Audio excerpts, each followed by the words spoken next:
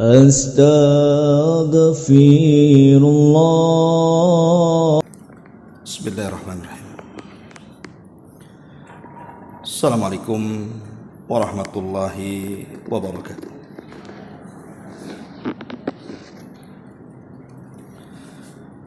Alhamdulillah wassalatu wassalamu ala Rasulillah wa ala alihi wa sahbihi wa mawalah wa la hawla wa la quwwata illa billahi wa ba'du.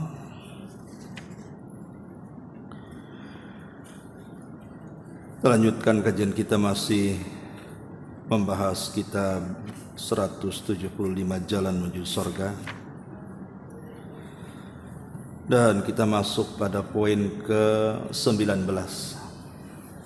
Kita baca matannya baru kita terangkan.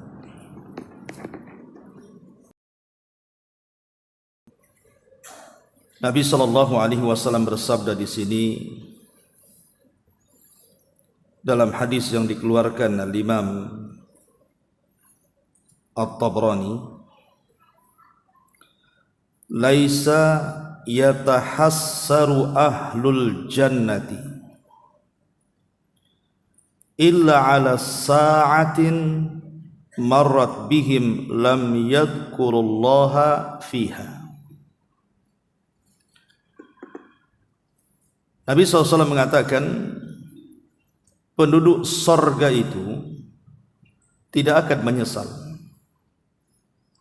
kecuali terhadap waktu yang berlalu di dunia sedangkan mereka tidak berzikir kepada Allah di dalamnya.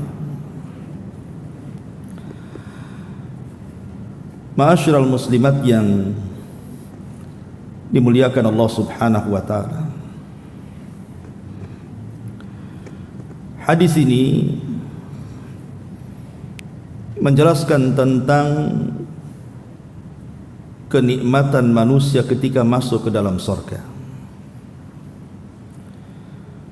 Karena orang yang masuk ke dalam surga itu, di surga itu tidak akan ada kesedihan, tidak akan ada keletihan, tidak akan ada kepadatan dan juga penyesalan. Tetapi penduduk surga itu ada satu saja penyesalan mereka.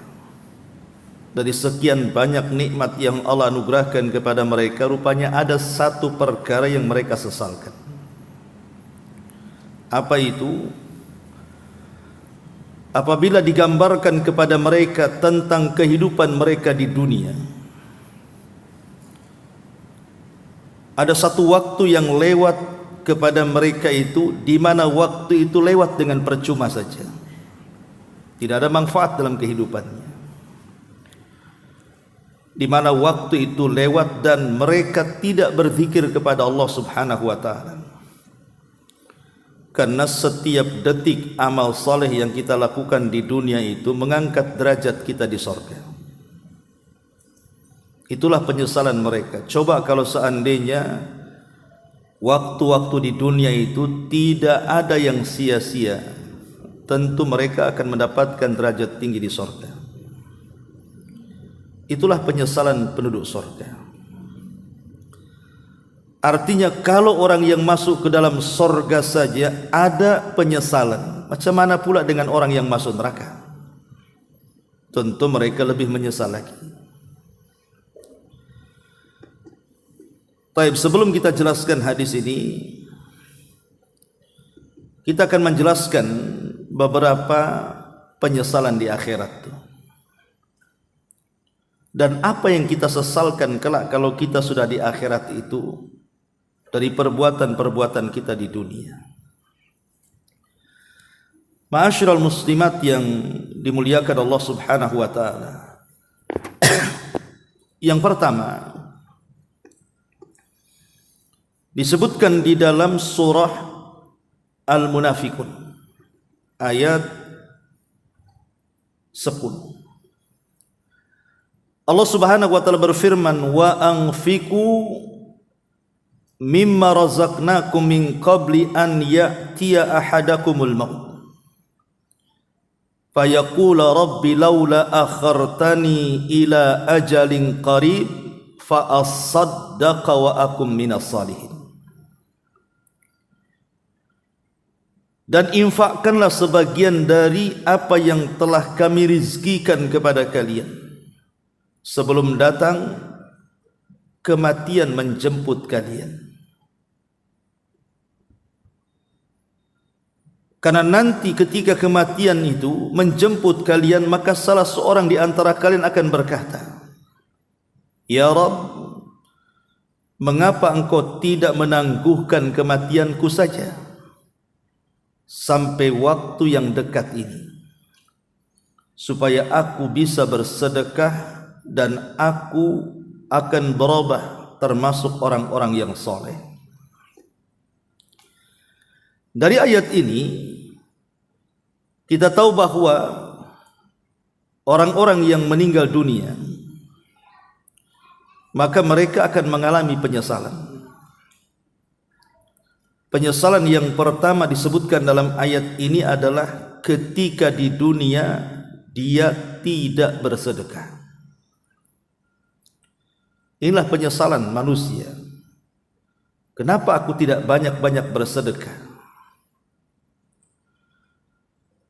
Karena harta yang bermanfaat bagi kehidupan manusia setelah kematian itu adalah harta yang disedekahkan.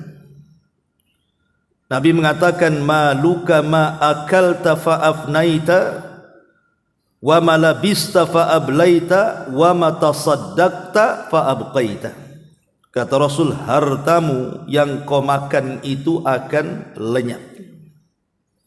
Semahal apapun ibu makan makanan di restoran yang mewah sekalipun, toh juga akan lenyap makanan itu. Hanya enak sebentar lewat tenggorokan saja, habis itu lupa sudah. Kemudian kata Rasul, dan pakaian yang kau pakai itu suatu waktu akan usang juga. Ibu kalau mengambil pakaian ketika usia 2 tahun dipakai oleh ibu sekarang, lucu enggak tuh? Ya lucu lah, enggak muat, paling muat di jempolnya saja. Akan usang, tidak mungkin pakaian itu kekal terus, pasti akan ganti. Bahkan bukan hanya pakaian bayi dipakai ketika tua, sekarang aja ibu setiap lebaran mesti ganti. Bosan warna hitam, lebaran ini harus warna ngejreng gitu. Ganti akhirnya. Artinya bahwa pakaian itu akan usang. Tetapi Nabi SAW mengatakan, wa mata saddaqta fa abqaita, tapi harta yang kau sedekahkan itulah yang dibawa pulang, yang dibawa ke kuburan, kata Nabi. Karena begini, ibu yang dimuliakan Allah Azza wa Jalla,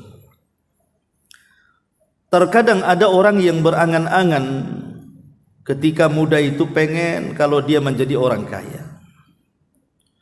Akhirnya dia bajibaku dengan waktu, mungkin dengan suami, terus mencari harta sampai Allah takdirkanlah kemudian dia menjadi kaya raya. Ataupun tidak kaya raya, kayalah pokoknya. Setelah kemudian harta itu terkumpul, rupanya pula kita meninggalkan harta itu. Bahkan ada orang yang tidak sempat menikmati kekayaan di usia senjanya, rupanya ajal pula menjemput dia. Apa yang terjadi? Harta itu menjadi warisan ahli warisnya. Warisan ahli warisnya, mereka mendapatkan harta itu secara halal, karena harta waris itu halal selama pembagiannya sama dengan faraid. Tetapi yang mewariskan harta itu kita sebagai orang tua yang meninggal dunia, itu akan ditanya di hadapan Allah. Dari mana kau dapatkan harta itu? Kemana pula kau belanjakan? Itu semua akan ditanya tuh. Ahli waris senang-senang saja mereka mendapatkan harta secara halal tanpa bekerja. Tapi yang mencari harta yang mati sibuk ditanya, dari mana kau dapatkan harta? Kemana pula kau belanjakan? Sebelum ini yang terjadi, penyesalan nanti dia akan mengatakan dalam kuburnya, Rabbi laula akhartani ila ajalin qarib fa asaddaqa wa aku minas salihin. Ya Rabb, kalau kau tangguhkan aku sesaat saja, kembalikan ke dunia, tentu sudah kusedekahkan tuh harta-harta itu daripada menjadi rebutan ahli waris. Kecuali kalau ahli warisnya soleh-solehah sih masih enak.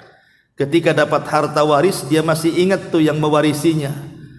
Kasihan bapak ibu sudah lelah letih bekerja, dapat warisan pasti dia akan disedekahkan untuk ditransfer pahalanya kan gitu untuk orang tuanya. Iya kalau anaknya soleh soleha. Kalau anaknya toleh dan toleha, bejat-bejat, boro-boro dia ingat orang tuanya, yang ada malah berpoya-poya pula dengan harta warisnya. Nah ini nanti akan menjadi penyesalan. Ini yang pertama. Kalaupun tidak bersedekah tiap hari, bersedekahlah sepekan sekali. Kalaupun tidak bisa sepekan sekali, bersedekahlah sebulan sekali. Jangan pula seumur hidup sekali. Ya. Ini yang pertama, singkat-singkat saja. Yang kedua, disebutkan dalam surah Al-Mu'minun ayat 99 sampai 100. Allah Subhanahu wa taala berfirman, hatta idza jaa ahadahumul maut qala rabbirji'uni la'alli a'malu salihan fima tarak kalla innaha kalimatun huwa qailuha wa min waraihim barzahun ila yaumi yub'atsun. Demikianlah keadaan orang-orang yang kufur itu, hingga apabila datang kematian kepada mereka, sebagian mereka berkata, ya Rabb kami, kembalikanlah kami ke dunia agar kami bisa berbuat amal yang baik terhadap apa yang telah kami tinggalkan dahulu. Maka Allah katakan, sekali-kali tidak mungkin, mustahil, sesungguhnya itu adalah perkataan yang diucapkan saja, hanya angan-angan saja. Dan di hadapan mereka sudah ada dinding yang memisahkan mereka dengan kehidupan dunia, dan dinding itu akan memisahkan sampai hari mereka dibangkitkan di hadapan Allah. Inilah penyesalan yang kedua, di mana orang-orang yang meninggal dunia kelak akan menyesal kenapa mereka tidak memperbanyak amal soleh. Karena di sini Allah mengatakan, di antara perkataan orang-orang itu, la'alli a'malu salihan fima tarak. Kenapa aku dulu tidak banyak melakukan amal soleh? Ketika dia mengatakan, ya Rabb, aku akan berjanji kepadamu, kalau engkau bangkitkan kami lagi ke dunia, kami pasti akan menjadi orang baik, kami pasti akan beramal soleh. Tapi Allah katakan, kalla innaha kalimatun huwa qailuha, itu angan-anganmu saja, tidak mungkin orang mati hidup lagi. Karena engkau dengan dunia itu ada barzah, ada alam barzah atau alam kubur. Disebut kubur karena kebanyakan orang dikubur. Disebut barzah itu karena dinding yang memisahkan kehidupan dunia dengan kehidupan kuburan. Jadi mustahil orang itu akan kembali ke dunia karena ada dinding, itu masalahnya. Maka orang ini akan menyesal, kenapa dulu aku tidak beramal saleh. Maka mumpung di dunia, fastabiqul khairat, berlomba-lombalah dalam kebaikan. Kan amal-amal itu banyak, Bu. Ada yang sifatnya harian, ada yang sifatnya pekanan, ada yang sifatnya bulanan, ada yang sifatnya tahunan. Cobalah kemudian kita introspeksi diri. Seperti yang sifatnya harian, sholat 5 waktu, jaga sholat 5 waktu, itu kan harian itu. Setiap hari kita sholat. Setiap hari kita sholat. Kemudian apalagi yang sifatnya harian? Yang sifatnya harian baca Quran. Baca Quran juga sifatnya harian, minimal 1 hari baca Quran. Walaupun hanya seayat 2 ayat jadilah. Ataupun mungkin surat-surat pendek kan bisa dibaca, surat-surat pendek yang ibu hafal, Al-Ikhlas, Inna A'tayna, yang merupakan surat favorit gitu kan. Itu sudah bacalah tiap hari. Itu kan 1 huruf 1 kebaikan dikali lipatkan 10 kebaikan. Atau mungkin yang sifat pekanan, Mungkin puasa Senin Kamis, kan bisa puasa Senin Kamis. Atau silaturahim, seminggu sekali. Sekarang kan ada handphone kan, bisalah menghubungi keluarganya. Atau mungkin bulanan, kalau tidak bisa puasa Senin Kamis ya Ayyamul Bid lah, sebulan 3 hari gitu kan, 13, 14, 15 ya. Atau yang sifatnya tahunan, mungkin ibu diberikan rezeki oleh Allah bisa haji, tak bisa haji, umroh kan, itu yang sifatnya tahunan. Jadi amal soleh ini banyak, mulai daripada amal lisan, amal badan, amal hati, kan bisa kita lakukan. Intinya kalau bisa jangan sampai waktu berlewat itu tidak ada amal soleh yang kita kerjakan. Fa idza faragta fansab, kata Allah. Kalau engkau selesai melakukan amal soleh yang ini, pindah ke amal soleh yang itu. Oh, ibu sholat malam sudah lelah, letih, capek, tidak usah dipaksakan, ambil Quran baca. Oh, tidak bisa Ustaz lagi sariawan, tak bisa lama-lama, bisa zikir ya. Oh, tidak bisa zikir juga, orang sariawan susah Ustaz. Ya sudahlah, transfer, bisa sedekah kan, itu pakai saja handphone amal solehnya. Atau mungkin nonton apa gitu ya di handphone itu, entah dengar Quran, entah dengar ceramah, banyak sebenarnya amal soleh itu ya. Karena nanti ini yang kedua akan menjadi penyesalan pada hari kiamat, ketika seseorang itu luput ketika di dunia tidak banyak-banyak amal soleh. Ini yang kedua. Kemudian yang ketiga, yang akan menjadi penyesalan kita pada hari kiamat adalah umur yang lewat begitu saja. Perasaan dulu kita masih kecil, kemudian remaja, kemudian dewasa, ngaca pula dah tua, dihitung ubannya. Kadang-kadang usia ini berlalu begitu cepat, karena memang Nabi SAW mengatakan orang itu semakin dekat dengan zaman kiamat itu, maka waktu akan berputar semakin cepat itu. Dulu waktu kita masih kecil gitu ya, mungkin dari zuhur ke asar itu lama rasanya, dari asar ke maghrib itu lama begitu. Sekarang enggak, tahu-tahu zuhur, tahu-tahu asar, tahu-tahu maghrib, tidur lagi, besok bangun lagi, tahu-tahu Jumat datang ke Sukajadi. Jadi waktu yang begitu cepat itu akan ditanya oleh Allah Subhanahu wa taala di dalam surah Al-Fatir, surah Fatir ayat 37. Allah Subhanahu wa taala menggambarkan bagaimana pedih peritnya penduduk neraka yang masuk neraka itu. Allah katakan wahum yastarihuna fiha, penduduk neraka itu berteriak-teriak kelak ketika mereka di neraka, saking kesakitannya mereka diazab. Wahum yastarihuna fiha, dan mereka pun menjerit-jerit dalam neraka itu. Kemudian mereka berkata, Rabbana akhrijna na'mal salihan ghairal ladzi kunna na'mal. Ya Rabb, kami keluarkanlah kami dari neraka ini. Kami janji kalau kami dikeluarkan niscaya kami akan mengerjakan kebaikan yang berlainan dengan yang kami dulu kerjakan. Dulu kami jahat, tapi kami kalau dikembalikan janji kami akan baik. Itu janji mereka di hadapan Allah. Tetapi Allah Subhanahu wa taala mengabulkan? Tidak. Allah justru mengingatkan mereka soal umur. Allah katakan ayat selanjutnya, awalam nu'ammirkum ma yatadzakkaru fihi man tadzakkar wa ja'akumun nadhir. Maka Allah mengatakan, bukankah kami dulu di dunia, kata Allah, sudah memberikan usiamu yang cukup panjang? Kemanakan usiamu itu? Kami sudah memberikan usia kepadamu yang cukup panjang, kemudian kami datangkan peringatan kepada kalian. Kenapa kalian tidak mengindahkan peringatan itu? Maka Allah tutup ayatnya, fadzuqu famalidz zalimina min nasir.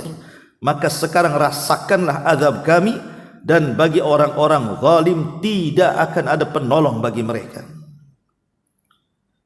Jadi dalam ayat ini surah Fatir 37 ini menggambarkan bahwa waktu yang berlalu itu akan ditanya oleh Allah Subhanahu wa taala, awalam nu'ammirkum. Sebagian para ulama tafsir ada yang mengatakan bahwa awalam nu'ammirkum, bukankah dulu kami telah memberikan usia panjang kepadamu? Artinya usia panjang ini kisaran 40 tahun sampai 60 tahun. Jadi kalau ibu usianya sekarang sudah 40 tahun itu sudah panjang bu usianya. Kenapa? Karena yang dilewati lebih lama dibandingkan yang akan dijalani.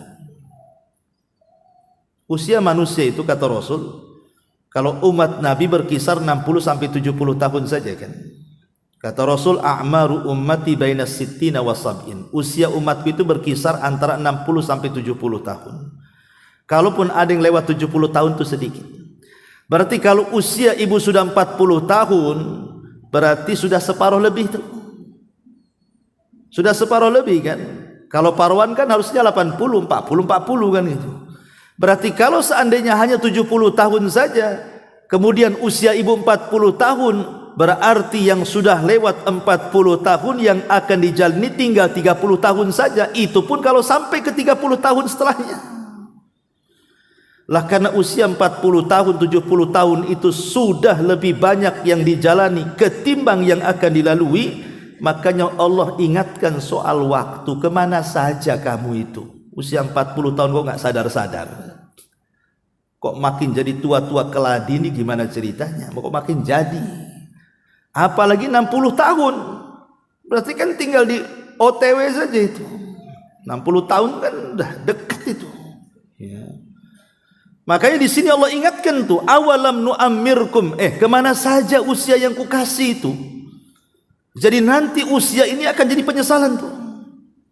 Kenapa aku lewatkan usia begitu saja lewat, kok nggak ada kebaikan yang ada dalamnya itu. Karena sekarang ini dengan adanya handphone di tangan-tangan ibu itu, waktu lebih banyak sia-sia dibandingkan manfaatnya bu. Dulu kalau belum ada handphone, masih banyaklah aktivitas yang kita bisa lakukan.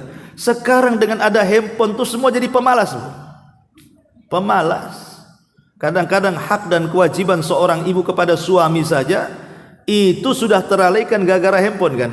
Harusnya bangun tidur itu tengok wajah suami, itu sibuk tuh. Ini WA masuk nih di grup nih. Apa nih yang mau dibaca nih? Lah kadang-kadang yang sepele saja, yang remeh-temeh itu akhirnya sedikit demi sedikit haknya hilang. Kadang ada satu harian itu orang nongkrong aja di handphone sampai matanya rusak. Itu pula ibu wariskan ke anak-anak dengan dibelikan handphone. Apa enggak dosa jariah tuh jadinya? Maka ini yang ketiga, usia ini akan menjadi penyesalan.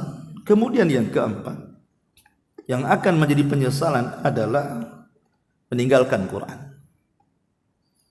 Orang yang tidak baca Quran sama sekali dalam kehidupannya, itu akan menjadi penyesalan. Karena akan ditanya, kenapa ibu tidak baca Quran? Itu akan jadi pertanyaan nanti pada hari kiamat. Disebutkan di dalam surah Al-Furqan ayat 30. Allah Subhanahu wa taala berfirman, wa qala ar-rasul ya rabbi inna qaumi ittakhidhu hadzal qur'ana mahjura. Berkata Rasul kelak pada hari kiamat di hadapan Allah, menyayangkan soal umatnya. Wahai Rabb, sungguh umatku ketika di dunia mereka telah menjadikan Al-Quran itu mahjur. Mahjur itu artinya sesuatu yang diabaikan, tidak menjadi prioritas dalam hidupnya. Makanya kita lihat coba sekarang, ada orang-orang yang usianya sudah 50-60 tahun, jangan lagi cerita baca Quran, suruh baca saja tak bunyi, karena tak bisa baca.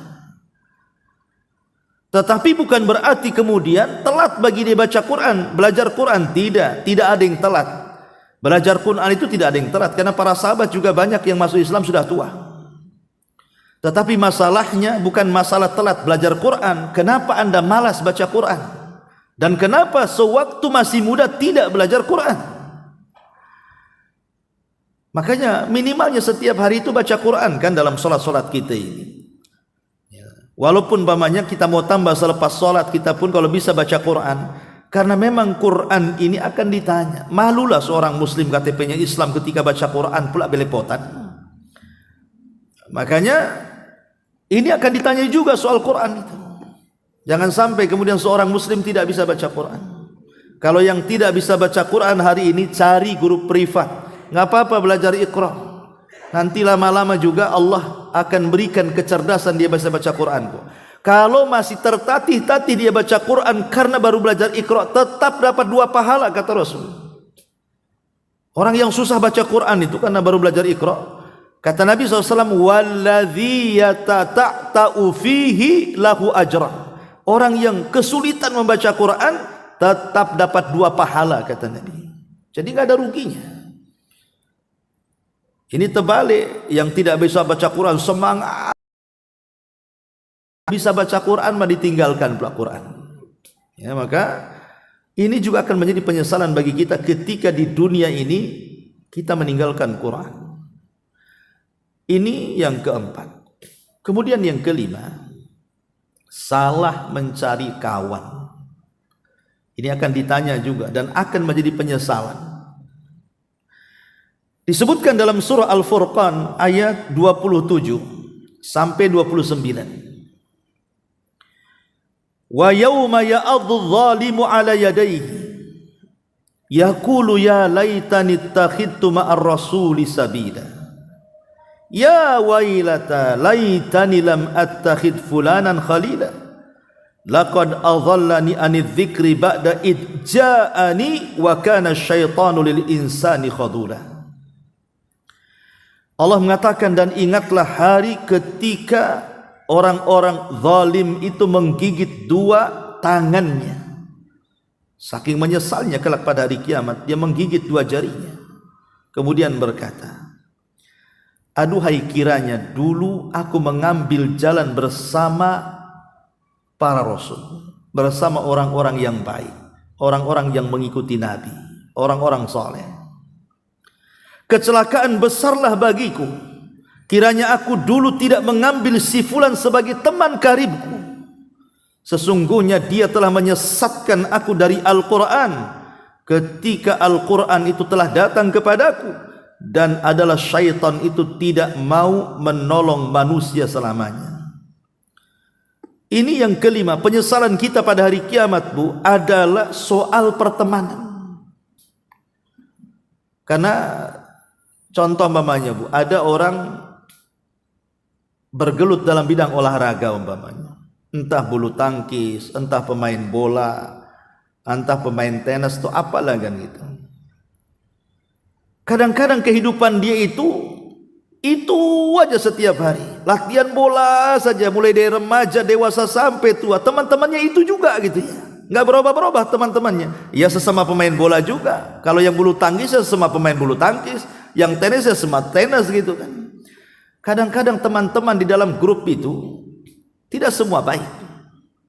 Terkadang ada orang kafirnya di situ, ada orang fasiknya di situ, ada orang yang tidak sholat di situ. Kadang-kadang orang nggak peduli, karena cita-cita dia itu ingin menjadi pebulu tangkis hebat, pemain bola terkenal, pemain tenis yang handal, dan begitu seterusnya. Jadi dari muda sampai tua itu saja yang digeluti. Coba, apa nggak rugi sia-sia kan? Ya mungkin secara prestasi dunia dia dapat, tapi sampai kapan prestasi itu? Dia pun akan mati juga kok. Lah harusnya bolehlah hobi ya hobi, tetapi pertemanan itu tetap wajib hukumnya. Cari teman yang baik untuk menyelamatkan. Makanya kenapa Hasan Al-Basri rahimahullah ta'ala sampai mengatakan, istaghfiru min sahibikumus salih fa innahu yanfa'ukum yaumal qiyamah. Perbanyak teman-teman yang soleh di dunia ini, karena mereka bukan hanya manfaat di dunia, tapi manfaat mereka sampai ke akhirat. Mereka akan berikan syafaat kepada kita. Maka jangan sembarang, Bu, perkawanan, baik perkawanan di Facebook, baik perkawanan di WA, baik di dunia nyata gitu ya. Maka pilihlah berkawan itu. Boleh kita banyak kawan, tapi yang diakrabi itu yang jelas-jelas menyelamatkan dunia akhirat kita. Karena betapa banyak kawan nyeret kita kemudian yang tadinya baik jadi jahat, itu gara-gara kawan. Maka ini akan jadi penyesalan juga pada hari kiamat. Ini yang kelima. Kemudian yang keenam, di antara penyesalan kelak pada hari kiamat adalah ketika kita itu melalaikan kewajiban. Waktunya sholat tidak sholat, waktunya Ramadan tidak puasa, waktunya zakat tidak dikeluarkan zakatnya, waktunya dia melaksanakan kewajiban-kewajiban mungkin seorang wanita, seorang istri kepada suami, dia kemudian lalaikan atau sebaliknya, atau kewajiban anak kepada orang tua atau sebaliknya, atau kewajiban kita kepada tetangga atau sebaliknya. Pokoknya intinya banyak kewajiban yang kita lalaikan. Ini nanti akan menjadi penyesalan. Sebutkan dalam surah Az-Zumar ayat 56. Antakula nafsun ya khasrata ala ma farratu fi jambillah wa in kuntu laminas sakhirin. Supaya jangan ada orang yang mengatakan kelak pada hari kiamat, amat sangat besar penyesalanku, kata Allah, atas kelalaianku dalam menunaikan kewajiban-kewajiban Allah. Sedangkan aku dulu di dunia termasuk orang-orang yang mengolok-olok agama Allah. Lihat bagaimana orang itu akan mengalami penyesalan kenapa kewajiban-kewajiban Allah yang Allah wajibkan di dunia itu dilalaikannya. Maka jangan pernah melalaikan kewajiban yang Allah wajibkan, baik berkaitan dengan hak kita kepada Allah atau yang berkaitan dengan hak kita dengan sesama hamba Allah. Hak kita dengan Allah ya seperti sholat, puasa, zakat, haji, itu hak-hak kita yang harus kita tunaikan kepada Allah. Adapun hak kita dengan sesama hamba Allah ya seorang suami kepada istri, istri kepada suami, kita kepada orang tua kepada anak, dan begitu seterusnya. Ini akan menjadi penyesalan kalau kita lalaikan selama di dunia ini. Maka ini yang keenam, sebutkan dalam surah Az-Zumar bahwa orang itu akan menyesal, termasuk secara khusus orang tua tidak pandai mendidik anak tuh.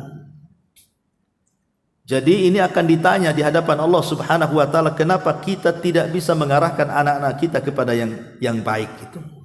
Karena Rasul yang mengatakan kullukum ra'in wa kullukum mas'ul an ra'iyati. Kalian semua pemimpin dan akan ditanya soal kepemimpinan kalian. Artinya banyak sekali penyesalan. Ini kan sebagiannya saja. Saya jelaskan ya karena waktu juga. Ma'asyiral muslimat yang dimuliakan Allah Subhanahu wa taala. Karena begini, orang kalau seandainya Allah Subhanahu wa taala takdirkan, naudzubillah summa naudzubillah, dimasukkan ke dalam neraka, kemudian ditakdirkan pula dia kekal di situ karena mungkin dosa yang mengakibatkan kepada kekufuran, kesyirikan atau kemunafikan yang menjadikan orang kekal di neraka. Penyesalan penduduk neraka itu tidak ada gunanya. Penyesalan orang-orang yang masuk neraka itu tidak ada manfaatnya. Disebutkan di beberapa ayat Al-Quran, contoh umpamanya surah Al-Mu'minun ayat 108. Allah mengatakan, Rabbana akhrijna minha fa in udna fa inna zalimun. Ya Rabb kami, keluarkan kami dari neraka ini, kembalikan kami ke dunia. Maka jika kami kembali kepada kekafiran kami setelah engkau kembalikan kami ke dunia, niscaya kami termasuk orang-orang zalim. Jadi orang-orang kafir yang masuk neraka itu mereka menyesal dan mereka berjanji kepada Allah, ya Rabb kalau engkau berkehendak kembalikan kami ke dunia, dan kalau juga kami masih kafir setelah kau kembalikan, kami termasuk orang zalim.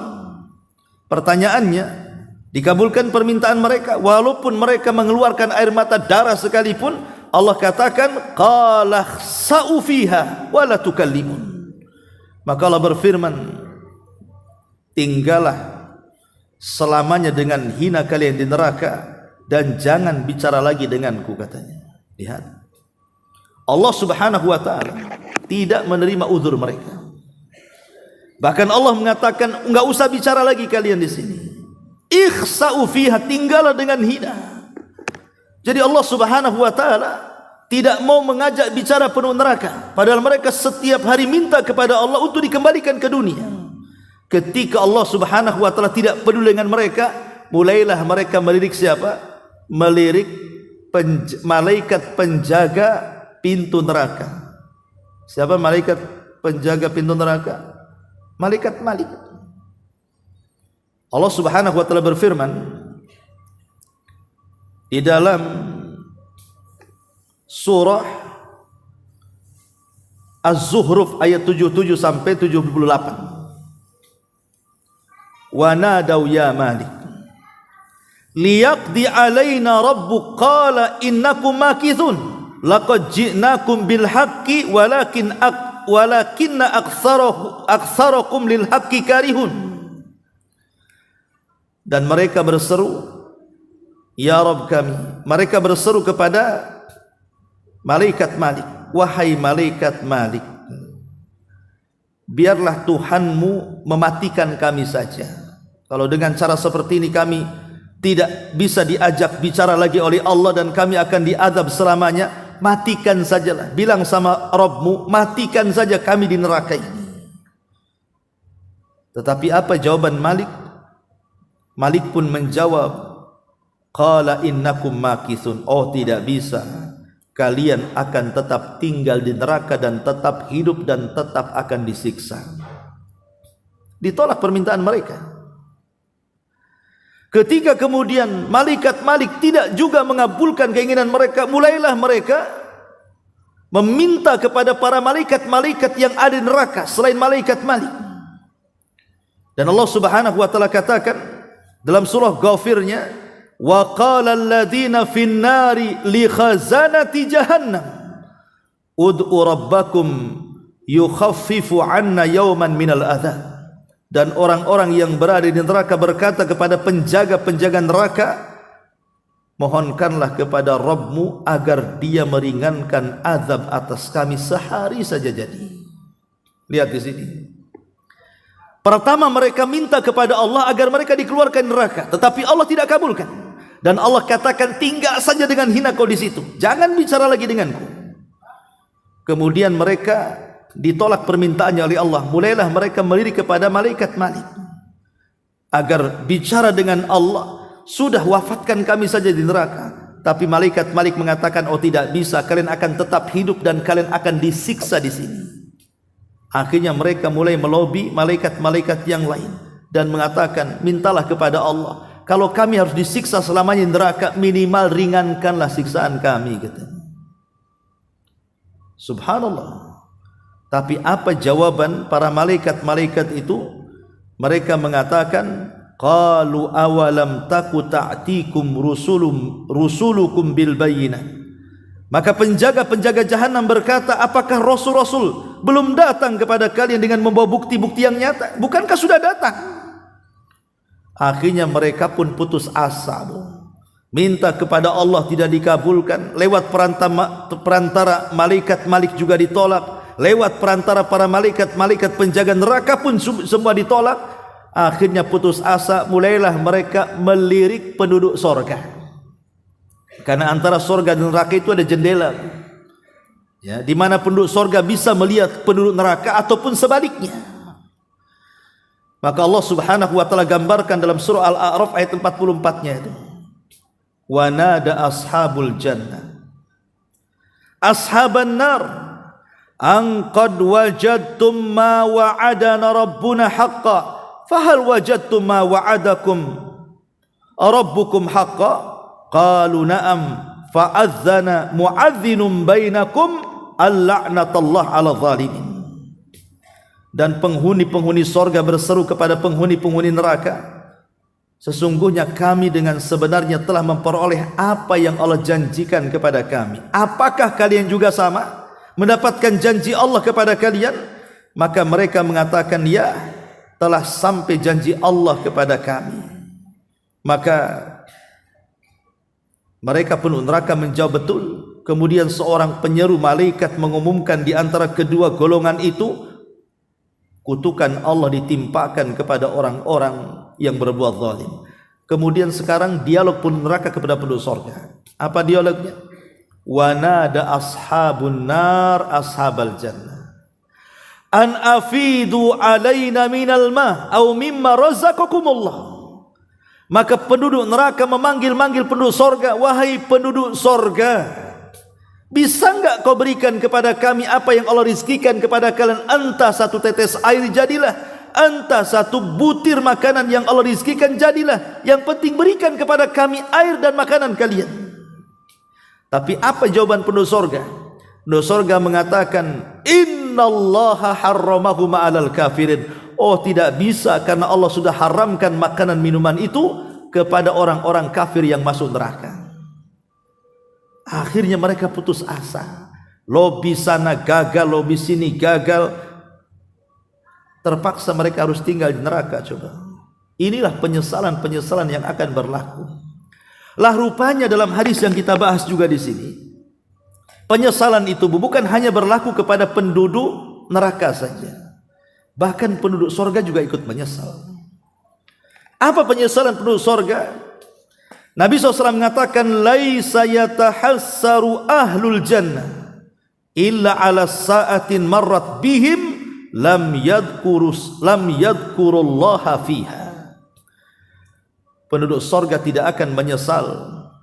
Ya, kenapa? Karena kenikmatan yang tiada tara, tidak pernah dilihat mata, didengar telinga, terlintas pun di otak manusia tidak bisa saking nikmatnya. Makanya mereka tidak akan menyesal. Tetapi kata Rasul, kecuali terhadap waktu yang berlalu di dunia, sedangkan mereka tidak menggunakan untuk berzikir kepada Allah di dalamnya. Itulah penyesalan mereka. Jangankan lagi kita manusia, malaikat-malaikat Allah kan, Bu. Malaikat-malaikat itu kan tidak pernah maksiat. Wa yaf'aluna ma yu'marun. Apapun yang diperintahkan Allah, pasti malaikat itu mengerjakannya. Tidak ada ceritanya malaikat maksiat kepada Allah itu. Tapi para malaikat setelah kiamat, mereka akan menghadap Allah, mereka pun menyesal, Bu. Apa kata-kata malaikat di hadapan Allah? Malaikat mengatakan, ya Rabb, subhanaka ma abadna haqqa ibadatik.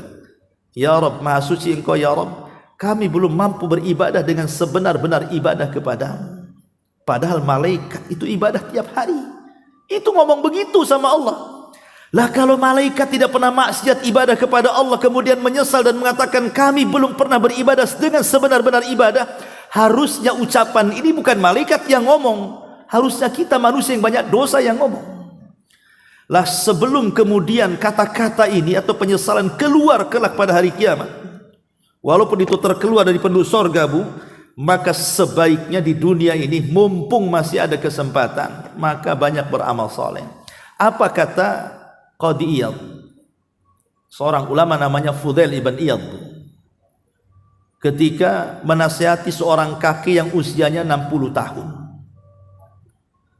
Dia mengatakan, wahai imam, engkau mengatakan bahwa pertanggungjawabanku akan berat di hadapan Allah. Karena usia 60 tahun berarti kan sudah banyak maksiat yang dilakukan tuh, dibandingkan anak-anak muda yang baru memulai maksiat. Jadi si kakek ini ngomong sama Fudail ibn Iyad, ya imam, engkau tahu usiaku sudah 60 tahun, berarti maksiat sudah banyak, artinya akan berat sangat pertanggungjawabanku di hadapan Allah. Kira-kira imam, apa yang bisa meringankan aku, katanya. Apa sih amalan yang bisa meringankan aku supaya aku tidak berat dengan pertanggungjawaban di hadapan Allah ini? Apa jawaban Imam Fudail Iyad ini? Dia mengatakan, ahsin fima baki, yughfar laka fima madha wa fima baki. Perbaikilah sisa-sisa umurmu itu, maka Allah akan ampuni apa yang telah berlalu dalam kehidupanmu dan apa yang sedang kau jalani. Sekarang kalau ibu ini usia 50, 60 tahun, mumpung diberikan usia, maka ambillah nasihat Fudail ibn Iyad ini, perbaiki sisa umur. Perbaiki sisa umur. Yang kurang-kurang ibadahnya sempurnakan, yang kurang-kurang baca Qur'annya rajinkan. Karena usia-usia yang sudah di atas 40 tahun itu, kenikmatan itu sudah mulai berkurang. Makanya jangan dikurangi dengan ibadahnya. Contoh mata ini, dulu waktu masih muda itu kan mata ini tajam kan, Bu, sekian kilo saja masih kelihatan. Tapi dengan usia makin tua itu kan makin rabun, Bu, kecuali nengok yang merah-merah aja. Nah, itu lain tuh. Itu bisa ngobati demam, taruh aja di dahi katanya. Maksud saya begini, karena kenikmatan itu sudah mulai dikurangi, mata udah mulai rabun ya, telinga juga mulai budek kan gitu, ngomong aja mulai sulit, belepotan gitu. Oke lah, nikmat itu sedikit demi sedikit diambil oleh Allah, tapi janganlah kemudian ibadah pula menjadi kurang disebabkan itu. Ibadah itu kalau makin tua makin ditingkatkan harusnya. Walaupun tidak bisa sekuat anak muda sholat berdiri, ya bisa duduk kan begitu. Tidak bisa duduk ya baring. Nggak bisa baring ya sholat kan ada mati itu. Ya. Artinya di sini nasihat Fudail ibn Iyad bagus sekali. Ahsin fima baki yughfar laka fima madha wa fima baki. Perbaikilah sisa umur ini. Baik hubungan kita dengan Allah ataupun hubungan kita dengan manusia. Lah dalam hadis ini juga ada faedah besar tentang faedah menjaga waktu. Waktu ini akan terus berjalan. Makanya kenapa kalau ibu lihat Quran ya kan, sumpah-sumpah dalam Quran itu rata-rata itu berkenaan dengan waktu. Wadduha demi waktu duha, wal asri demi waktu asar, wal fajri dengan waktu fajar, wal laili demi waktu malam, wan nahari dengan demi waktu siang, wasyamsi dengan demi matahari, wal qamari demi bulan. Itu kan yang memutar-mutarkan waktu tuh. Hampir kebanyakan sumpah dalam Quran itu bicara waktu. Kenapa kemudian Quran itu lebih banyak bicara waktu dan bersumpah dengan waktu? Karena manusia itu akan bergelut dengan waktu, dan waktu ini akan ditanyakan di hadapan Allah. La tazulu qadama abdin hatta yus'al an arba. Kaki tidak mungkin bergeser, bergerak menuju titian sampai ditanya 4 perkara. Semua bicara waktu. An umrihi, tentang umur, kemana kau habiskan. Wa an syababi, tentang masa muda, kemana kau lampiaskan. Wa an malihi min aina iktasaba wa fima anfaqu, tentang harta, dari mana kau dapat, kemana kau belanjakan. Mencari harta butuh waktu, belanja juga butuh waktu. Ibu putar-putar di mall itu akan ditanya itu. Jangan salah, bapak yang mencari harta juga akan ditanya. Kemudian wa an ilmihi fi ma amila fi, tentang ilmunya sudahkah diamalkan. Mencari ilmu butuh waktu kan. Ibu saja ngaji di sini 1 jam lebih. Mengamalkan juga butuh waktu. Artinya semua berputar dengan waktu. Makanya kenapa penduduk sorga itu sangat menyesal, kenapalah waktu-waktu di dunia ini kok tidak digunakan untuk berzikir kepada Allah Subhanahu wa taala. Dalam hadis Nabi sallallahu alaihi wasallam mengatakan yang semakna dengan hadis ini. Apa kata Nabi sallallahu alaihi wasallam? Tidaklah seorang mereka bermajlis ilmu, majtama'a qaumun fi baiti min buyutillah yatsluna kitaballah wa yatadarasunahu bainahum illa nazalat alaihimus sakinah wa ghasyiyatuhumur rahmah wa hafathumul malaikah wa dzakarallahu fi man indah. Tidaklah satu kaum bermajlis, dibacakan padanya ayat-ayat Quran dan dipelajari, hadis-hadis Nabi kemudian dipelajari, kecuali akan turun ketenangan, kecuali akan turun rahmat, dan Allah akan menyebut-nyebut nama kita di langit sana. Dalam riwayat apa kata Rasul? Majalasa qaumun majlisan. Tidaklah seseorang itu bermajlis dengan sebuah kaum di sebuah majlis, lam yadhkurullaha fi, tidak ada zikir di dalamnya. Pamannya ibu kumpul-kumpul entah ngopi di rumah kawannya. Kalau bapak-bapak mesti kan ngumpulnya di warung kopi. Kalau ibu ngumpulnya di rumah si Anu, si Fulanah, si Alanah kan gitu. Entah urusan arisan, entah urusan masa-masa, entah urusan apa kan, mesti ibu kumpul lah dengan kawan itu. Ketika kumpul-kumpul itu tidak berzikir di dalamnya, kata Rasul, walam yusallu ala nabihim, bahkan tidak ada salawat kepada nabinya, illa kana alaihim tiratun, maka majlis itu akan menjadi majlis penyesalan nanti pada hari kiamat. Insya'a azabahu wa insya'a ghafara lahu. Kalau Allah mau, Allah akan azab lantaran majlis itu, tapi kalau Allah mau, Allah ampuni majlis itu. Makanya Bu, walaupun mungkin tujuannya dunia, ibu ngundang kawan makan di situ, tapi selipkanlah obrolan-obrolan itu soal agama. Jangan melulu soal dunia gitu maksudnya. Selip-selipkanlah umpamanya bicara masalah salat, bicara masalah ilmu, bicara masalah Islam, karena bagaimanapun Rasul mengatakan ra'sul amri al-Islam, pokok urusan hidup manusia itu haruslah Islam. Jadi kalau ibu mau ngobrol, obrolkan masalah Islam. Kalau ibu mau bincang-bincangkan masalah Islam. Kalau ibu mau kumpul-kumpulah di atas Islam. Kalau ibu mau nulis, tulislah masalah Islam. Jadikan Islam itu pokok urusan hidup. Jangan sampai satu majelis tidak ada zikir di dalamnya dan salawat kepada Nabi sallallahu alaihi wasallam. Inilah di antara penjelasan dari hadis Al-Imam At-Tabrani tentang satu waktu yang menjadi penyesalan penduduk sorga ketika tidak digunakan berzikir kepada Allah Subhanahu wa taala. Taib, sampai di sini. Kalau ada yang bertanya silakan. Kalau enggak kita tutup.